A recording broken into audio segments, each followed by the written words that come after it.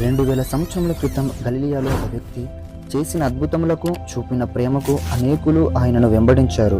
ఆయన పేరు యేసు. ఈయన దేవుని ప్రేమ ఎలా ఉంటుందో చూపించాడు. మానవుడు ఎలా ఉండాలో బోధ చేస్తూ అనేక అద్భుతములను చేశాడు. ఒకరోజు కొన్ని వేల మంది జనం ఆయనను వెంబడించడం చూసి ఆయన చేసే ప్రసంగం అందరికీ వినపడాలని కొండ ఎక్కి కూర్చున్నాడు. తన స్నేహితులుగా భావించే శిష్యులు కూడా ఆయన దగ్గరకు వచ్చారు. యేసు చేసే బోధలు అనేకులను కూడా ఆశ్చర్యంతో ఆకర్షించాయి. ఆయన ఎలాంటి బోధలు చెప్పేవాడంటే, ఆత్మ విషయమై దీనులైన వారు ధన్యులు, పరలోక రాజ్యము వారిది. దుఃఖపడు వారు ధన్యులు, వారు ఓదార్చబడుదురు.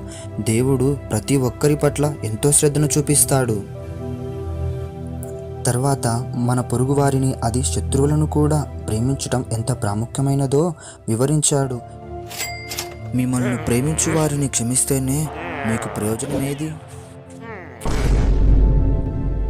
మీరు ఇతరులను క్షమిస్తేనే మీ పరలోకపు తండ్రి మిమ్మల్ని క్షమిస్తాడు. మీరు తీర్చిన తీర్పును బట్టే మీకు తీర్పు ఉంటుందని వివరించాడు. ఇక ఆజ్ఞలు అనగా దేవుణ్ణి హృదయపూర్వకంగా ప్రేమించాలి, ప్రతి మనిషిని కూడా ప్రేమించటం తప్పక పాటించాలని చెప్పాడు. మీ నుండి ఎవరైనా సహాయం కోరితే వారికి కనబడకుండా దాచుకోకూడదు.